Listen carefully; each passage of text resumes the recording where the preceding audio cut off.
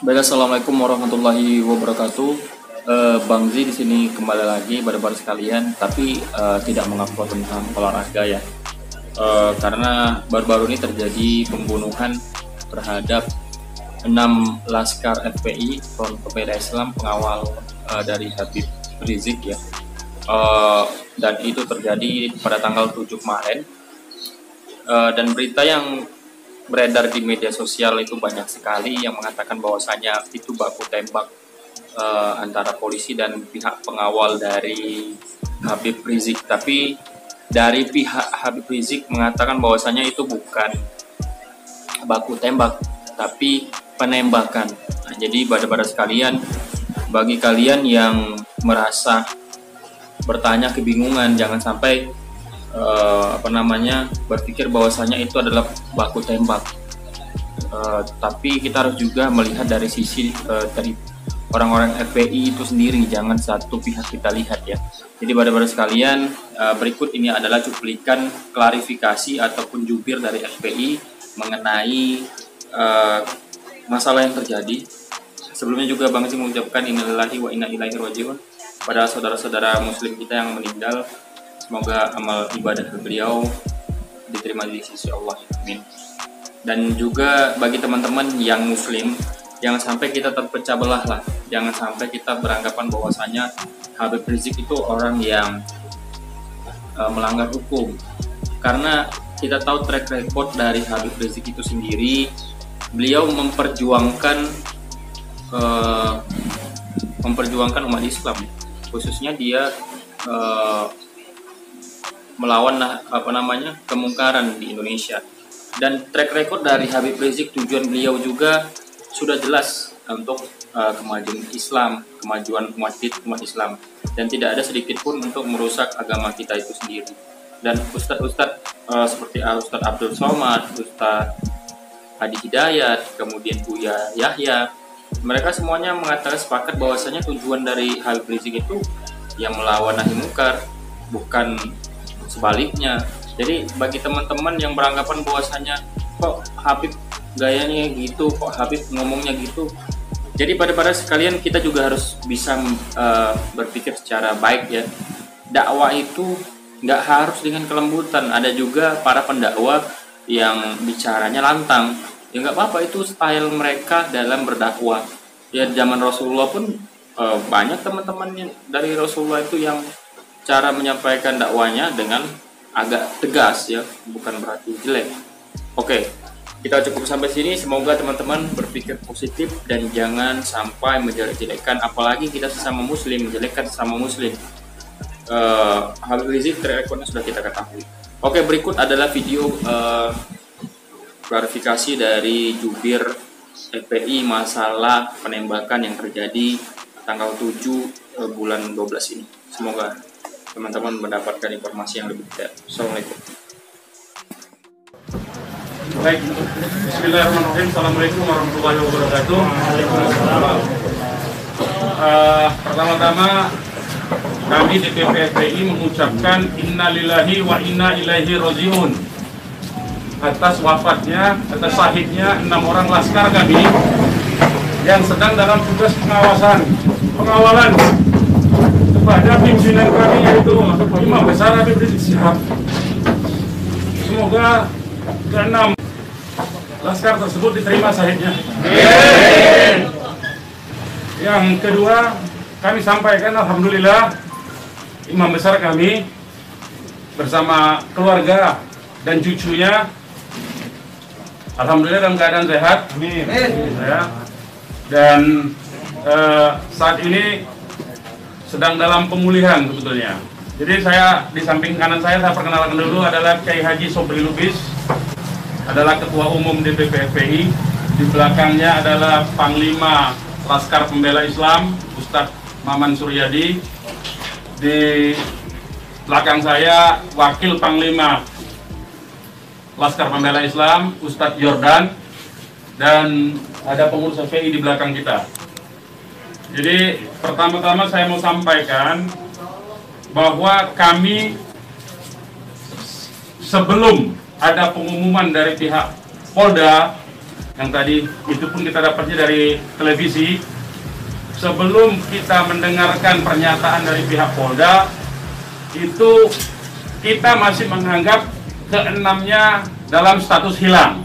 Makanya pernyataan kita yang pertama keluar itu adalah pernyataan statusnya masih dalam keadaan hilang, kita sebutkan. Karena itu pernyataan dibuat pagi hari, ya, sebelum kita mendengar kabar bahwa keenamnya sudah syahid.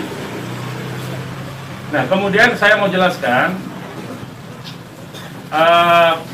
kronologi backgroundnya dulu, bahwa beberapa hari yang lalu, ya, memang ada beberapa pengintai di Pondok Pesantren Habib Rizik, yaitu hari Jumat, ya. Hari Jumat itu ada beberapa pengintai yang ditugaskan oleh institusi resmi negara. Ya, saya tidak mau sebut. Oleh institusi resmi negara yang ditugaskan mengintai 24 jam. Mereka menggunakan drone dan peralatan canggih lainnya. Dan kemudian ada komunikasi dari laskar yang menjaga Pondok Pesantren Habib Rizik di Megamendung itu dengan para pengintai. Karena kebetulan mereka terjebak dengan cara pengintaian mereka sendiri yang tidak profesional. Ada komunikasi antara laskar penjaga markas Syariah Megamendung dengan para pengintai. Ya. Ada 3 orang yang berhasil dikomunikasikan dan kita mendapatkan semua data-datanya. Ya, data-datanya kita dapatkan semua, identitasnya kita dapatkan semua, dan ternyata pengintaian itu bukan cuma terjadi di Megamendung, di lokasi Pondok Pesantren Habib Rizik, tetapi juga di Petamburan sini. Posisinya di sebelah sana, ya, posisi para pengintai. Ada foto-fotonya kita dapatkan. Kemudian juga di Sentul yang sempat dilakukan aksi demonstrasi. Artinya yang saya mau sampaikan di sini, Habib Rizik sejak kepulangannya memang diintai 24 jam. Ada 30 orang.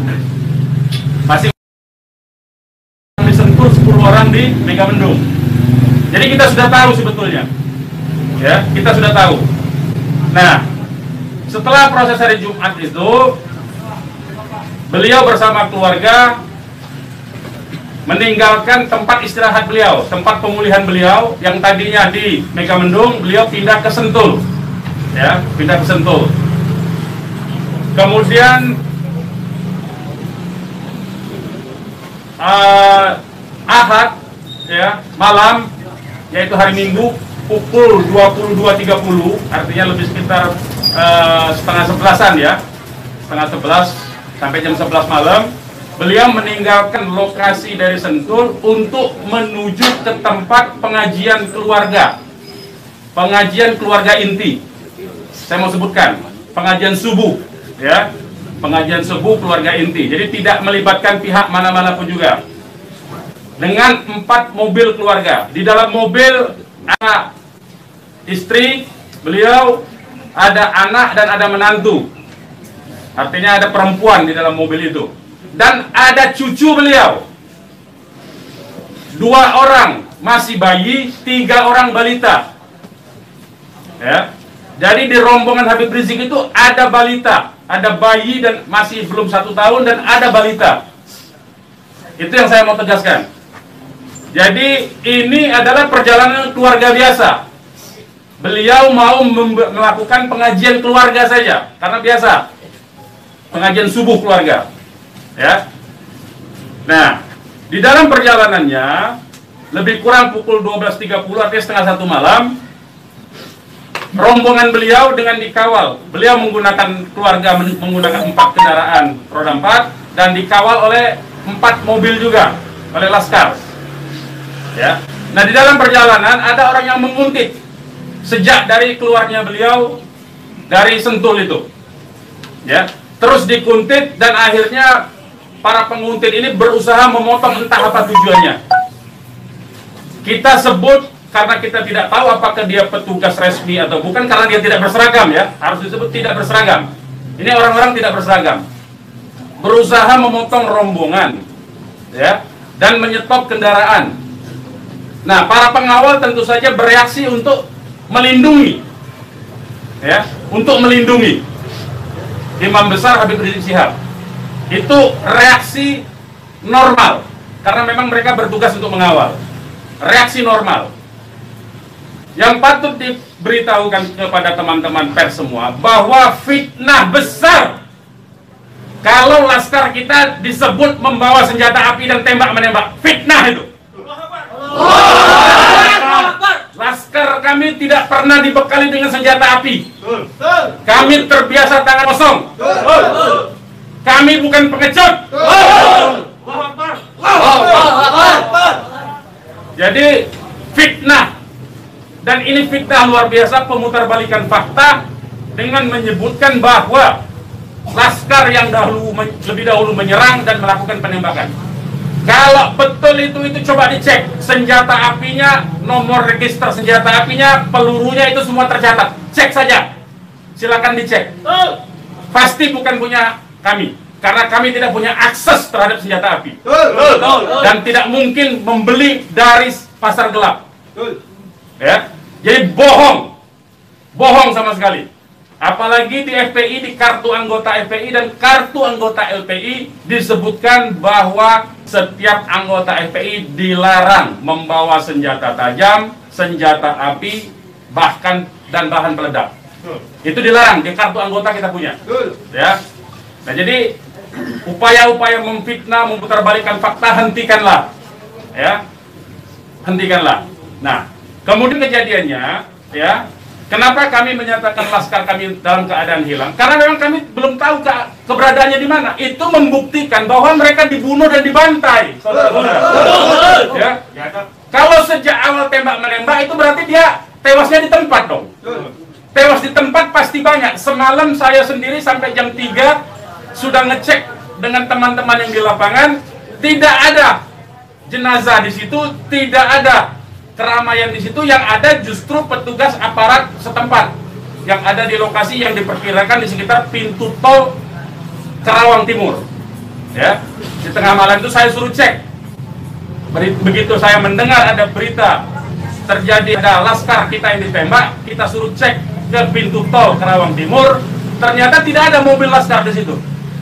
Mobil laskar tidak ada, jenazah tidak ada. Kalau itu memang tembak-menembak dan tewas di tempat, itu pasti ada jenazah di situ. Pasti membutuhkan proses lama untuk evakuasi di situ. Tetapi ini tidak ada.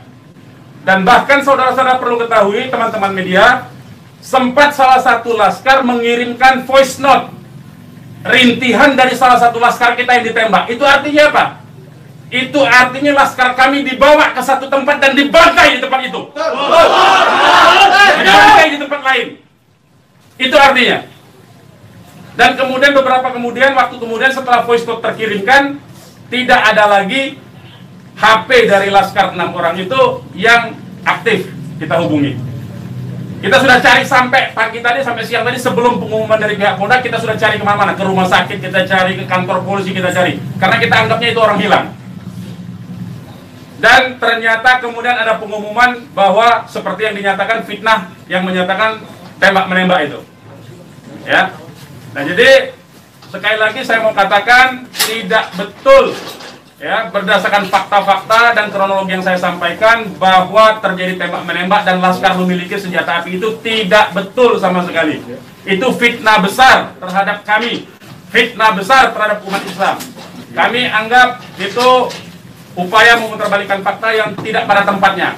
Saudara-saudara harus diperhatikan, ini 6 orang ya, 6 orang wafat dibantai, keluarganya ada 1 di dalam, ya, ibunya ada 1 di dalam, ada 1 orang tuanya laki-laki sedang sholat di masjid, ya.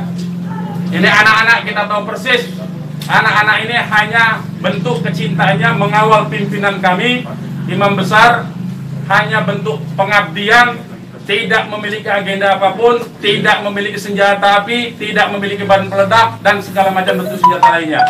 Dari kami, saya kira itu. Ketua Umum silakan kalau ada yang mau menyampaikan. Silakan. Bang, ya. Untuk pengecekan CCTV di lokasi sudah dipinta? Belum kita lakukan, karena kita ini masih sibuk sampai dengan siang tadi sebelum ada pengumuman dari pihak Polda, kita masih sibuk memastikan keberadaan 6 orang tersebut. Ya, Jadi kita belum mengecek kemanapun, kita masih menelusuri kemana-mana tempat dari kemungkinan-kemungkinan itu dibawa, yaitu apakah rumah sakit, karena kita mendengar ada voice note yang tertembak kan, rintihan dari salah satu korban yang ditembak, masih sempat didengarkan oleh Laskar yang tetap mengawal, ya. Dan kita belum mengetahui itu sampai hari ini, bahkan sampai detik ini kita belum mendapatkan akses terhadap jenazah. Itu yang patut dicatat. Kita tahu bahwa mereka 6 orang Laskar ini yang syahid ini adalah wafat, baru tahu dari pengumuman, ya, dari pihak kepolisian. Jadi itu yang perlu saya sampaikan. Tapi posisi 6 ini di mana sekarang Bang, udah diketahui? Sampai hari ini saya belum tahu. Kita belum mendapatkan informasi. Ini menunjukkan bahwa bukti konkret bahwa jenazah ini dalam kontrol dan kendali penuh, artinya kan. Kalau memang itu tembak-menembak biasa, tentu itu ada di masyarakat lain. Tentu masyarakat sudah sibuk, sudah ramai di situ. Ini sampai sekarang ini kami tidak mendapatkan akses di mana keberadaan jenazahnya, ya, kondisi lukanya di mana tembak-menembak, berapa lubang pelurunya, kami tidak tahu. Hanya satu-satunya sumber informasi baru bahwa dinyatakan bahwa tewas. Ya. Bang, untuk yang 4 orang Bang,